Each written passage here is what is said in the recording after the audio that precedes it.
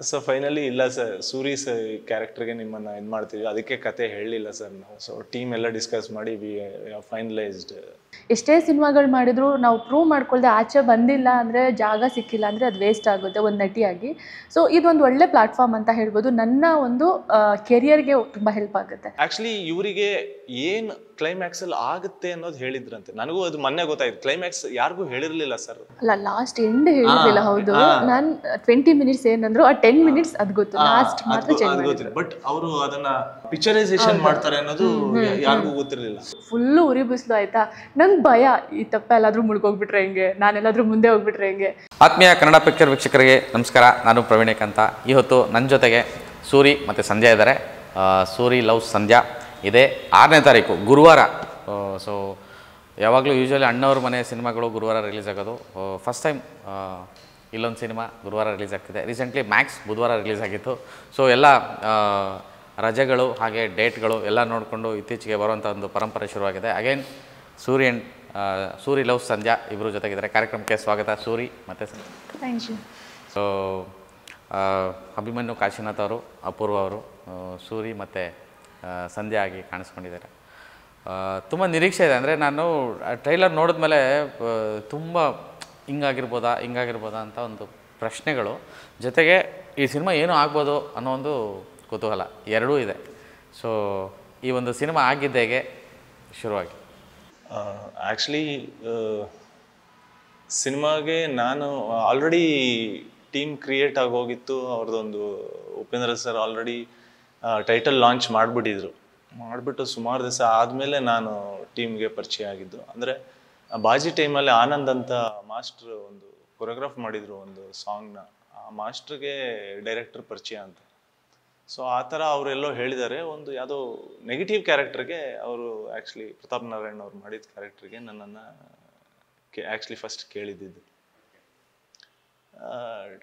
ಒಂದು ದಿವಸ ಆಫೀಸಿಗೆ ಕರೆದ್ರು, ಆಫೀಸಿಗೆ ಹೋದೆ.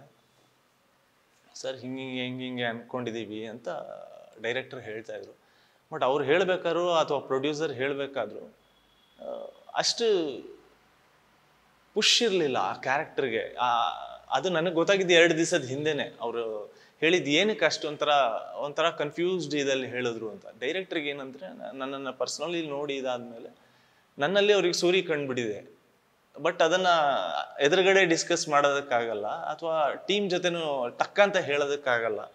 ಸೊ ಎಲ್ಲ ಹೇಳಿಬಿಟ್ಟು, ಸರ್ ನಾನು ಒಂದು ಸತಿ ಲೈನ್ ಕೇಳಬೇಕು ಅಂತಂದರೆ ಇನ್ನೊಂದು 2 ದಿವಸ ನಾನು ಹೇಳ್ತೀನಿ ಅಂತಂದರು.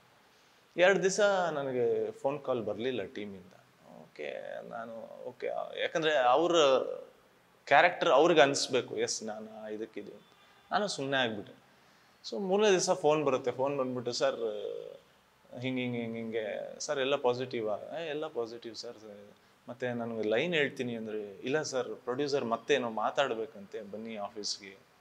ಸೆಕೆಂಡ್ ಟೈಮ್ ಆಫೀಸ್ಗೆ ಹೋದಾಗ ದೇ ಕನ್ವೇಡ್ ಮಿ, ಇಲ್ಲ ಈ ಕ್ಯಾರೆಕ್ಟರ್ ಅಂತ, ನಾವು ಸೂರಿ ಕ್ಯಾರೆಕ್ಟ್ರಲ್ಲಿ ನಿಮ್ಮನ್ನು ತುಂಬ ಡೈರೆಕ್ಟ್ರ್ ಇದು ಮಾಡ್ತಾ ಇದ್ದಾರೆ. ಆ್ಯಂಡ್ ನಮಗೂ ತುಂಬ ಇದು ಅನಿಸಿದೆ ಸೂರಿ ಕ್ಯಾರೆಕ್ಟ್ರು. ಅವರ ಗುರುಜಿ ಇವ್ರ ಹತ್ರ ಎಲ್ಲ ಕೇಳಿಬಿಟ್ಟಿದ್ದಾರೆ. ಆ್ಯಕ್ಚುಲಿ ಮಧ್ಯದಲ್ಲಿ ಸೆಕೆಂಡ್ ಟೈಮ್ ಫೋನ್ ಮಾಡಿದಾಗ ನನ್ನ ಡೇಟ್ ಆಫ್ ಬರ್ತ್ ಇದೆಲ್ಲ ಕೇಳಿದ್ರು. I was confused. So finally ಇಲ್ಲ ಸರ್, ಸೂರಿ ಸರ್ ಕ್ಯಾರೆಕ್ಟರ್ಗೆ ನಿಮ್ಮನ್ನು ಇದು ಮಾಡ್ತೀವಿ, ಅದಕ್ಕೆ ಕತೆ ಹೇಳಲಿಲ್ಲ ಸರ್ ನಾವು. ಯಾಕಂದರೆ ಈ ಕ್ಯಾರೆಕ್ಟರ್ ಹೇಳ್ಬಿಟ್ಟು ಮತ್ತೆ ಇದು ಮಾಡೋದು ಸರಿ ಆಗಲ್ಲ. ಸೊ ಟೀಮ್ ಎಲ್ಲ ಡಿಸ್ಕಸ್ ಮಾಡಿ ವಿ ಫೈನಲೈಸ್ಡ್ ಸೂರಿ ಕ್ಯಾರೆಕ್ಟರ್ ನಿಮ್ಮ ಹತ್ರ ಮಾಡಿಸ್ಬೇಕು. ಸೊ ಅದಾದಮೇಲೆ ಮತ್ತೆ ನಾನು ಆನ್ಲೈನ್ ಕೇಳಿ, ಆಮೇಲೆ ಕತೆ ಕೇಳಿ, ಎಸ್ ಟೀಮು ಏನೋ ಮಾಡಬೇಕು ಅಂತಿದೆ, ಆ ಫೈರ್ ಇದೆ, ಏನು ಬೇರೆ ಥರ ಒಂದು ವಿಜುವಲ್ ವೈಸ್ ತೋರಿಸ್ಬೇಕು ಅನ್ನೋ ಪ್ರಯತ್ನ ಇದಾಯಿತು. ಕ್ಯಾರೆಕ್ಟರ್ ಇಷ್ಟ ಆಯಿತು, ಒಪ್ಕೊಂಡೆ. ಅಂದರೆ ಕಂಟೆಂಟ್ ನೋಡಿದಾಗ ತುಂಬ ಸ್ಟ್ರಾಂಗ್ ಆಗಿದೆ ಕ್ಯಾರೆಕ್ಟರ್ಸು, ಮತ್ತು ನಿಮ್ಮ ಪೊಟೆನ್ಷಿಯಲ್ ಎಸ್ಪೆಷಲಿ ಹಿಂಗೂ ಮಾಡ್ಬೋದಾ ಇವರು, ಹಿಂಗೆ ಮಾಡ್ತಾರಾ ಅನ್ನೋ ಥರ. ಅಂದರೆ ಆ ಬೆರಗು ಗಣ್ಣಿಂದ ನೋಡೋ ಥರದ್ದು ಒಂದು ಇದು. ಆ್ಯಂಡ್ ಅಪೂರ್ವನೂ ಅಷ್ಟೇ. ಅಂದರೆ ಅಪೂರ್ವ ನಾವು ನೋಡಿದಂಗೆ ಎಷ್ಟೊಂದು ಸಿನಿಮಾಗಳು ನೋಡ್ಕೊಂಡು ಬಂದ್ರೂ ಇಲ್ಲಿ ತುಂಬ ರಿಯಲಿಸ್ಟಿಕ್ ಅನ್ನಿಸ್ತು. ಮತ್ತು ನನಗೆ ಈ ಫಸ್ಟಿಗೆ ಪ್ರಶ್ನೆ ಏನಕ್ಕೆ ಕೇಳ್ತಾಯಿದ್ದೀನಿ ಅಂತಂದರೆ, ಆ ಟೀಮ್ ಹತ್ರ ಫಸ್ಟ್ ನಾನು ಮೀಟ್ ಮಾಡಿದಾಗ ಅಥವಾ ಈ ಕಂಟೆಂಟ್ ಬಗ್ಗೆ ಮಾತಾಡ್ಬೇಕಾದ್ರೆ ಅವರು ಪ್ರೊಡ್ಯೂಸರ್ ಆ ಅಮ್ಮಂಗೆ ಕೈ ಮುಗಿಬೇಕಪ್ಪ, ಏನಪ್ಪ ಅಯ್ಯೋ ಸರ್ ನೀವು ನಾವೇನೋ ನಮ್ಮ ಸಿನಿಮಾ ಅಂತ ಮುಖಸ್ತುತಿ ಹೇಳ್ತಿಲ್ಲ ಸರ್, ಕೈ ಮುಗಿಬೇಕು ಅವ್ರಿಗೆ, ಏನು ಪರ್ಫಾರ್ಮೆನ್ಸು ಸರ್, ಅಂದರೆ ಆ ಡೆಡಿಕೇಶನ್ ಇದೆಯಲ್ಲ ಟುವರ್ಡ್ಸ್ ದ ವರ್ಕ್ ಆ್ಯಂಡ್ ಆ ಒಂದು ಕ್ಯಾರೆಕ್ಟರ್ ಅಂತ ಬಂದಾಗ ಅದೆಲ್ಲವನ್ನು ಮೆಟ್ಟಿನ ಅದೇ ಅಲ್ವಾ ನಟನೆ ಮತ್ತು ನಟಿ ಅನ್ನೋದು. ಸೊ ಈ ಒಂದು ವಿಚಾರಕ್ಕೆ ಅಪೂರ್ವ ತುಂಬ ಅಪ್ರಿಷಿಯೇಟ್ ಮಾಡಬೇಕು ಆ್ಯಂಡ್ ಅಭಿನಂದನೆಗಳು ನಿಮಗೆ. Thank you. ಸೊ ಸಂಧ್ಯಾ ಆಗಿ ಅಂದರೆ ಆ ವಾಯ್ಸ್ ಎಲ್ಲ ಇದೆ, ನಿಮ್ಮ ಡೈಲಾಗ್ಸ್ ಎಲ್ಲ ಇದೆ ಟೀಸರ್ ಮತ್ತು ಟ್ರೈಲರಲ್ಲೇ, ಆ ಒಂದು ಆ ಸೆಳೆತ ಇದೆ. ಸೊ ಹಾಗಾಗಿ ಸೊ ಮೇಯ್ನ್ಲಿ ಏನಂದರೆ ನಾವು ಜನಗಳಿಗೆ ಹತ್ತಿರ ಆಗೋದೇ ಆ ಥರ ಕ್ಯಾರೆಕ್ಟರ್ಗಳು ಮಾಡೋದ್ರಿಂದನೇ ನಾವು ಜನಗಳಿಗೆ ರೀಚ್ ಆಗೋಕ್ಕೆ ಸಾಧ್ಯ. ಸೊ ನನಗೆ ಆ ಪ್ರೊಡ್ಯೂಸರ್ ಸರ್ ಆಗಿರ್ಬೋದು, ಇಲ್ಲ ಉಪೇಂದ್ರ ಸರ್ ಆಗಿರ್ಬೋದು, ಇಲ್ಲ ನಮ್ಮ ಕೋ ಆ್ಯಕ್ಟರ್ ಅಭಿ ಎಲ್ಲರೂ ಈ ಒಂದು ಅಪ್ರಿಸಿಯೇಷನ್ ಬರ್ತಿರೋದಕ್ಕೆ ಕಾರಣ ಆ ಸಂಧ್ಯಾ ಅನ್ನೋ ಪಾತ್ರ ಮಾಡಿರೋದು, ಅವ್ರು ಕೊಟ್ಟಿರೋ ಚಾನ್ಸ್ ಕೊಟ್ಟಿರೋದಕ್ಕೆ, ಪ್ಲಸ್ ನಂಗೆ ಆ್ಯಕ್ಟಿಂಗ್ ಮಾಡೋಕ್ಕೆ ಅಷ್ಟು ಸ್ಪೇಸ್ ಇದೆ ಅಲ್ಲಿ. ಸೊ ನನ್ನನ್ನು ನಾನು ಪ್ರೂವ್ ಮಾಡ್ಕೊಳ್ಳೋಕ್ಕೆ ಒಂದು ಜಾಗ ಇದು. ಎಷ್ಟೇ ಸಿನಿಮಾಗಳು ಮಾಡಿದ್ರು ನಾವು ಪ್ರೂವ್ ಮಾಡ್ಕೊಳ್ದೆ ಆಚೆ ಬಂದಿಲ್ಲ ಅಂದರೆ, ಜಾಗ ಸಿಕ್ಕಿಲ್ಲ ಅಂದರೆ ಅದು ವೇಸ್ಟ್ ಆಗುತ್ತೆ ಒಂದು ನಟಿಯಾಗಿ. ಸೊ ಇದೊಂದು ಒಳ್ಳೆ ಪ್ಲ್ಯಾಟ್ಫಾರ್ಮ್ ಅಂತ ಹೇಳ್ಬೋದು. ನನ್ನ ಒಂದು ಕೆರಿಯರ್ಗೆ ತುಂಬ ಹೆಲ್ಪ್ ಆಗುತ್ತೆ. ಸೊ ಹಾಗೆ ನೋಡೋಕ್ಕಾದರೆ ಕತೆ ಹೇಳಬೇಕಾದ್ರೇ ನಾನು ಸ್ವಲ್ಪ ಯೋಚನೆ ಮಾಡಿದ್ದುಂಟು. ಹೌದು, ಏಕೆಂದರೆ ಹೇಗೆ ಸ್ಪೇಸ್ ಇದೆ, ಹೌದು ನಂಗೆ ಜಾಗ ಇದೆ, ಬಟ್ ಜನಗಳು ಹೇಗೆ ತಗೋತಾರೋ, ನನ್ನ ಕೈಲಿ ಇದು ಆಗುತ್ತಾ, ಆ ಥರ ಯೋಚನೆ ಎಲ್ಲ ಮಾಡಿ ಟೈಮ್ ತೊಗೊಂಡೆ ಮನೇಲಿ ಕೇಳ್ತೀನಿ ಅಂತ ಹೇಳಿ. ಸೊ ಮನೇಲೂ ಸ್ಟಾರ್ಟಿಂಗ್ ಬೇಡ ಅಂದರು. ಆಮೇಲೆ ನಾನು ಒಬ್ಬಳೇ ಯೋಚನೆ ಮಾಡಿದೆ, ಈ ಥರ ಪಾತ್ರಗಳು ಒಪ್ಕೋಬೇಕು, ನನಗೆ ಸ್ಪೇಸ್ ಇದೆ, ನನ್ನ ಆ್ಯಕ್ಟಿಂಗಿಗೆ ಸ್ಪೇಸ್ ಇದೆ, ಸೊ ಏನೇ ಇದ್ರೂ ಚಾಲೆಂಜಿಗಾಗಿ ತಗೊಳ್ಳೋಣ ಅಂತಲೇ ನಾನು ಈ ಕತೆ ಒಪ್ಕೊಂಡು ಮಾಡಿದ್ದು. ಬಟ್ ಟ್ರೇಲರ್ ರಿಲೀಸ್ಗೆ ಇಷ್ಟೊಂದು ನನಗೆ ಒಳ್ಳೆ ಪಾಸಿಟಿವ್ ರಿವ್ಯೂಸ್ ಬರ್ತಾ ಇದೆ. ಅದರಲ್ಲಿ ಆ ಸಂಧ್ಯಾ ಕಾಣಿಸ್ತಾ ಇದ್ದಾಳೆ. ಸೊ ಎಲ್ರಿಗೂ ಇಷ್ಟ ಆಗಿದೆ. ಸೊ ನಿಜವಾಗ್ಲೂ ತುಂಬ ಹೆಲ್ಪ್ ಆಗುತ್ತೆ ಸಿನಿಮಾಗಾಗಿರಲಿ, ಸೊ ಪ್ಲಸ್ ನನಗೂ. ಅಂದರೆ ಅವತ್ತು ನಾನು ದುಬೈಲಿ ಒಂದು ಶೋ ಮಾಡಿದ್ದಾರೆ, ಪ್ರೈವೇಟ್ ಶೋ. ಉಪ್ಪಿ ಸರು, ಪ್ರಿಯಾಂಕಾ ಮೇಡಮು, ಸುಮಾರು ಜನ ನೋಡಿದ್ರು ಅಲ್ಲಿ. ಅಂದರೆ ಅಲ್ಲಿ ಅದು ಬೇರೆ ಬೇರೆ ಟೈಪ್ ಆಫ್ ಜನಗಳು, ಅವರು ರೆಗ್ಯುಲರ್ ಸಿನಿಮಾದವರು ಅಲ್ಲ. ಬಟ್ ಎಲ್ಲರೂ ಬಿಡಿ ಬಿಡಿಯಾಗಿ ಹೇಳ್ತಾ ಇದ್ದಾರೆ, ಅಂದರೆ ಬಿಡಿಸಿ ಬಿಡಿಸಿ ಹೇಳ್ತಿದ್ದಾರೆ, ಇದು ಚೆನ್ನಾಗಿತ್ತು, ಇದು ಹಿಂಗಾಯಿತು ಅಂತ. ಅಂದರೆ ಅಷ್ಟು ಅದು ಅವ್ರಿಗೆ ನಾಟಿದೆ ಸಬ್ಜೆಕ್ಟು ಸಿನಿಮಾ ಅಂತಂದರೆ ಅದರದ್ದು ಶಕ್ತಿ ಏನು ಅಂತ ನನಗೆ ಪ್ರಶ್ನೆ ಆಯಿತು. ಅಲ್ಲಿಂದನೇ ಶುರುವಾಗಿದ್ದು, ಓ ಇದ್ಯಾವುದೋ ಒಳ್ಳೆ ಕಂಟೆಂಟ್ ಆಗಿದೆ ಇಲ್ಲಿ, ಇದನ್ನು ಕೆಣಕಬೇಕು ಅಂತ.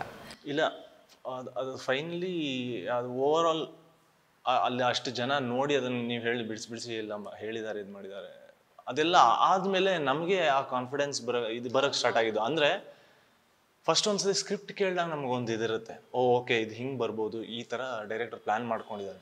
ಆ್ಯಂಡ್ ಶೂಟಿಂಗ್ ಟೈಮಲ್ಲಿ ಓವರ್ ಆಲ್ ಟೀಮ್ ಎಫರ್ಟ್ಸ್ ಆಗಲಿ ಅಥವಾ ನನ್ನ ಕೋಸ್ಟಾರ್ಸ್ ಎಫರ್ಟ್ಸ್ ಆಗಲಿ, ಇದೇ ನಮ್ಮನ್ನು ಪುಷ್ ಮಾಡೋದು. ನಾನೇನೋ ಇನ್ನೊಂಚೂರು ಪುಷ್ ಆಗೋದಕ್ಕೆ, ಇನ್ನೊಂಚೂರು ಏನೋ ಒಂದು ಎಫರ್ಟ್ ಹಾಕೋದಕ್ಕೆ, ನಾನು ಎಫರ್ಟ್ ಹಾಕ್ತಿದ್ದಂಗೆ ಇವ್ರಿಗೆ ಅದು ಅನಿಸುತ್ತೆ, ಆ ಟೀಮ್ಗೆ ಅನಿಸುತ್ತೆ, ಅವ್ರ ಕಡೆಯಿಂದ ಇನ್ನೂ ಜಾಸ್ತಿ ಬರ್ತೀವಿ. ಹಾಗೆ ಆಯಿತು. ಆ್ಯಕ್ಚುಲಿ ಕ್ಲೈಮ್ಯಾಕ್ಸ್ ಸರ್ ಪ್ಲ್ಯಾನ್ ಮಾಡ್ಕೊಂಡಿದ್ದಿದ್ದೇ ಬೇರೆ. ಓವರ್ ಆಲ್ ನನ್ನ ಓವರ್ ಆಲ್ ಟೀಮ್ನ ಎಫರ್ಟ್ ಅವ್ರು ನೋಡ್ತಾ ನೋಡ್ತಾ ಡೈರೆಕ್ಟರ್ಗೆ ಈ ವಾಸ್ ಇನ್ಸ್ಪೈರ್ಡ್, ಇಲ್ಲ ಇದಕ್ಕೆ ಇನ್ನೇನೋ ಬೇಕು, ಇನ್ನೇನೋ ನಾನು ಬರೀಬೇಕು ಅಂತ ಅವ್ರಿಗೆ ಇನ್ಸ್ಪೈರ್ ಆಯಿತು. ಅವ್ರು ಇನ್ನೇನೋ ಬರೆದಿದ್ದು ನಮಗೆ ಅದನ್ನು ನಮ್ಮ ಒಳಗಡೆ ಏನಿದೆ ಅಥವಾ ನಾವು ಏನು ಮಾಡಬಲ್ರಿ ಅದನ್ನು ಬಿಚ್ಚಿ ತೋರಿಸೋದಕ್ಕೆ ಒಂದು ಸೀನ್ ಅಥವಾ ಒಂದು ವೇದಿಕೆ ಆಯಿತು. ಸೊ ಹೀಗೆ ಓವರ್ ಆಲ್ ಟೀಮಲ್ಲಿ ಅದು ಆ ಹೆಲ್ತಿ ಕಾಂಪಿಟೇಷನ್ ಅನ್ನೋದು ಒಂದು ಪುಷ್ ಮಾಡ್ತಾ ಹೋಯ್ತು ಒಬ್ರೊಬ್ರನ್ನು, ಇದನ್ನು ಇದು ಮಾಡೋಣ, ಹಿಂಗೆ ಮಾಡೋಣ, ಹಿಂಗೆ ಮಾಡೋಣ. ಆ್ಯಕ್ಚುಲಿ ಇವರಿಗೆ ಏನು ಕ್ಲೈಮ್ಯಾಕ್ಸಲ್ಲಿ ಆಗುತ್ತೆ ಅನ್ನೋದು ಹೇಳಿದ್ರಂತೆ. ನನಗೂ ಅದು ಮೊನ್ನೆ ಗೊತ್ತಾಯ್ತು. ಕ್ಲೈಮ್ಯಾಕ್ಸ್ ಯಾರಿಗೂ ಹೇಳಿರಲಿಲ್ಲ ಸರ್. ಅಲ್ಲ, ಲಾಸ್ಟ್ ಎಂಡ್ ಹೇಳಿರಲಿಲ್ಲ. ಹೌದು, ನಾನು 20 ಮಿನಿಟ್ಸ್ ಏನಂದ್ರು, ಆ 10 ಮಿನಿಟ್ಸ್ ಅದು ಗೊತ್ತು, ಲಾಸ್ಟ್ ಮಾತ್ರ ಚೇಂಜ್ ಮಾಡಿದ್ರು. ಬಟ್ ಅವರು ಅದನ್ನ ಯಾವ ಥರ ಪಿಕ್ಚರೈಸೇಷನ್ ಮಾಡ್ತಾರೆ ಅನ್ನೋದು ಯಾರಿಗೂ ಗೊತ್ತಿರಲಿಲ್ಲ. ಅವರು 2 ಥರ ಮಾಡ್ಕೊಂಡಿದ್ದಾರೆ ಇದನ್ನ. ಸೊ ಫೈನಲಿ ನಮ್ಮ ಎಲ್ಲರ ಇದನ್ನು ನೋಡ್ಬಿಟ್ಟು, ಇಲ್ಲ ಇದನ್ನು ಬೇರೆ ಏನೋ ಮಾಡಬೇಕು ಅಂತೇಳಿ ಆ್ಯಕ್ಚುಲಿ ಏನು ಮಾಡ್ಕೊಂಡಿದ್ರು, ಆ ಒಳಗಡೆ ಒಂದು ಚಿಕ್ಕ ಜಿಸ್ಟ್ ಅನ್ನೋದು ಏನಿದೆ ಅದನ್ನು ಮಾತ್ರ ಇಟ್ಕೊಂಡು ಆಚೆ ಕಡೆ ಕಲರಿಂಗು, ಆಚೆ ಕಡೆ ಅದು ಹೋಗೋ ಪ್ಯಾಟ್ರನ್ ಪೂರ್ತಿ ಚೇಂಜ್ ಮಾಡಿ ಬೇರೆ ಥರ ಮಾಡಿದ್ರು. ಸೊ ಅದು ಇವತ್ತು ಮಾತಾಗಿದೆ. ಅದೇ ಏನಕ್ಕಾಗಿದೆ ಅಂತ ಹೇಳಿದ್ರೆ ಅಲ್ಲಿ ಓವರ್ ಆಲ್ ಟೀಮ್ ಎಫರ್ಟ್ಸ್. ಇವಾಗ ನಾನು ಇವರು ಇಬ್ಬರಿಂದ ಏನು ಮಾಡೋದಕ್ಕಾಗಲ್ಲ. ಅಂದರೆ ಆಲ್ಮೋಸ್ಟ್ ನಮ್ಮ ಕಾಶಿ ಕಡೆ ಶೂಟ್ ಆಗಿರ್ಬೋದು, ಟ್ರಾವೆಲಿಂಗ್ ಲವ್ ಸ್ಟೋರಿ ಇರೋದ್ರಿಂದ ಟೀಮ್ ಎಫರ್ಟ್ ತುಂಬ ಮುಖ್ಯ ಆಗುತ್ತೆ. ನಾವಿಬ್ಬರು ಶೂಟ್ ಮಾಡ್ಕೊಂಡು ಹೋಗ್ತಾ ಇದ್ರೆ ನಮ್ದೆಲ್ಲೋ ಶೂಟ್ ನಡೀತಾ ಇತ್ತು ಫಾಲ್ಸ್ ಹತ್ರನೋ, ಇಲ್ಲ ನಾವು ಬಸ್ಸಲ್ಲೆಲ್ಲೋ ಇರ್ತಿದ್ವಿ, ನಮ್ಗೆ ಅಲ್ಲಿ ಗೊತ್ತಾಗ್ತಿರ್ಲಿಲ್ಲ. ನಮಗೆ ಫೋನ್ ಮಾಡಿಬಿಟ್ಟು ಎಲ್ಲೋ ಫೋನ್ ಇಟ್ಕೊಂಡ್ಬಿಡ್ತಿದ್ವಿ ಸ್ಪೀಕರ್ ಆನ್ ಮಾಡಿಬಿಟ್ಟು. ಸೊ ಅವ್ರು ಅಲ್ಲೇ ಆ್ಯಕ್ಷನ್ ಕೊಟ್ಟು ಹೇಳಿದ್ರೆ ನಾವಿಬ್ಬರು ಆ್ಯಕ್ಟ್ ಮಾಡಬೇಕಾಗಿತ್ತು. ಡ್ರೋನ್ ಎಲ್ಲೋ ಮೇಲಿರ್ತಿತ್ತು. ನಮಗೆ ಆ ಕಾಶಿಲಿ ಗಂಗೆ ಮಧ್ಯದಲ್ಲಿ ದೋಣಿ ತಪ್ಪದಲ್ಲಿ ಬಿಟ್ಬಿಟ್ಟಿದ್ರು, ನನಗೊಬ್ಳಿಗೂ ಬಿಟ್ಬಿಟ್ರು. ಮಧ್ಯಾಹ್ನ 1 ಗಂಟೆವರೆಗೂ ಫುಲ್ಲು ಉರಿ ಬಿಸಿಲು ಆಯಿತಾ. ನಂಗೆ ಭಯ, ಈ ತಪ್ಪ ಎಲ್ಲಾದರೂ ಮುಳುಗೋಗ್ಬಿಟ್ರೆ ಹೆಂಗೆ, ನಾನೆಲ್ಲಾದರೂ ಮುಂದೆ ಹೋಗ್ಬಿಟ್ರೆ ಹೆಂಗೆ. ಸೊ ಈ ಥರ ಭಯದಲ್ಲೇ ಮಾಡ್ತಾ ಇದ್ವಿ. ಸೊ ಟೀಮ್ ಎಫರ್ಟ್ ಮಾತ್ರ ತುಂಬ ಇದರಲ್ಲಿ ಆ ಪುಷ್ ಆಗಿ ಇವತ್ತು ಏನು ಟ್ರೈಲರ್ ಅಥವಾ ಟೀಸರಲ್ಲಿ ಕನೆಕ್ಟ್ ಆಗ್ತಾ ಇದೆ. ಆ್ಯಂಡ್ ಪ್ರೊಡ್ಯೂಸರ್ ಅಥವಾ ಡೈರೆಕ್ಟರ್ ಓವರ್ ಆಲ್ ಆ ಸಬ್ಜೆಕ್ಟ್ನ ತುಂಬ ತುಂಬ ಈಸಿಯಾಗಿ ತುಂಬ ನ್ಯಾಚುರಲ್ ಆಗಿ ನಮಗೆ ನರೇಟ್ ಮಾಡಿದ್ರು. ಅಂದರೆ ಅಷ್ಟು ನಿಮ್ಮ ಪಕ್ಕದಲ್ಲೇ ಏನೋ ನಡೀತಿದೆಯೇನೋ ಅಥವಾ ನೀವು ನೋಡಿರೋ ಅಂತ ಅದರ ಕ್ಯಾರೆಕ್ಟರ್ಸ್ ಎದುರುಗಡೆ ಕಾಣೋಷ್ಟು ನೈಜವಾಗಿ ಅದನ್ನು ನಮಗೆ ಇದನ್ನು ಮಾಡಿದ್ರು. ಸೊ ಅದನ್ನು ನಾವು ತಗೊಂಡು ನಾವು ಫೀಲ್ ಮಾಡಿದ್ದು ಅದೇ ಆಗಿರೋದ್ರಿಂದ ಥಿಯೇಟ್ರಲ್ಲಿ ಟೀಸರ್ ಇನ್ ಟ್ರೈಲರಲ್ಲಿ ಅದು ಅಷ್ಟು ಈಸಿಯಾಗಿ ಕನೆಕ್ಟ್ ಆಗ್ತಿದ್ಯೇನೋ ಅಂತ ಇವಾಗ ನಮಗೂ ಅನಿಸ್ತಾ ಇರೋದು. ಈ ಎಲ್ಲ ನಾವು ಏನೇನು ಅನ್ಕೊಂಡು ಮಾಡಿದ್ವಿ ಅದು ಕನೆಕ್ಟ್ ಆಗ್ತಿದಾರೇನೋ ಜನ ಅಂತ. So we are happy.